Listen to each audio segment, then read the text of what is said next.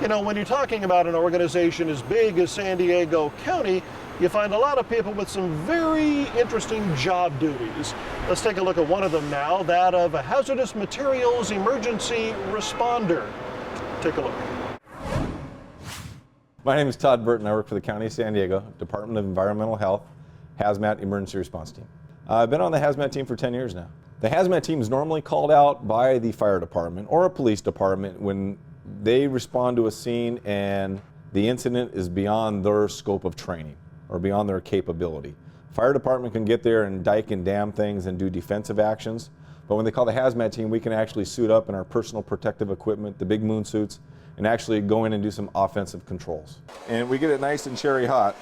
Take this and stick it down into our unknown material, and if it reacts, whoa! This is what can happen if you put a flammable solid into a test tube and you start to heat it up without doing the hairpin test, as we call it. So that could really give you a bad day if you weren't ready for that. The main things that we deal with are radiation, toxic industrial chemicals, and biohazards. You'll see that red color right there is brilliant red. That's actually the color of lithium. So every metal has its own distinct color. One that I remember probably the most was up at a research facility up in the La Jolla area, where we had an explosion in a lab similar to ours back here, and they were dealing with some pretty nasty stuff. The building got evacuated, but because all the other research scientists were evacuated, they had all their other processes still going. Solvents boiling, metals that could be exposed to air, which could be pyrophoric. So if we didn't take care of the one incident fairly quickly, we could have had a chain reaction with lots of other stuff going south real quick. So that was a real nerve-wracking experience that I remember very well.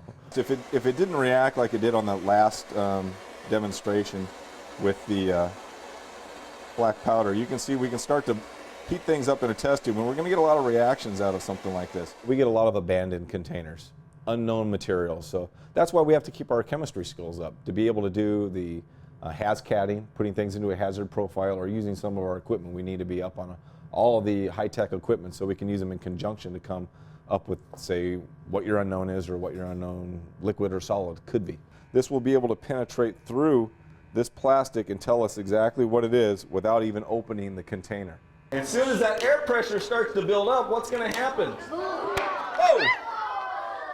So as these things start to pop, you can see that the air pressure is starting to build up in these things. Oh! Isn't that cool? One of the things that environmental health likes to do is encourage students to seek a science career. Now listen, it's almost like glass. So we go around to middle schools, high schools, elementary schools, and we'll show them kind of what we do. We'll show them some chemical experiments. So now this is what we would do if we had a real response. This is the equipment that we wear. It's ruggedized plastic so the chemicals can't come through and get to our body. Hopefully it's cold enough. Let's see what happens. Oh no, there it goes. Liquid nitrogen has a lot of great demonstration properties. It's so cold at 320 below zero. Then when you take a kettle of boiling hot water, and it takes a little bit of elevation. Are you ready? To get that nice gravity drop into it. When the cold meets the hot, it just instantly vaporizes a lot of that nitrogen. What you're really seeing is the moisture in the air being, it's so cold that you can actually see it's like a fog.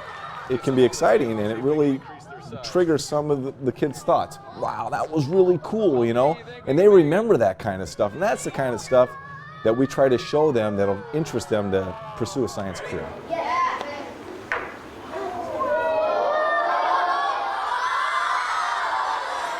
When I took organic chemistry, I think it was, over the summer, I did it in 3 weeks, and it just really clicked. I seemed to have a liking for it and how things got put together chemically.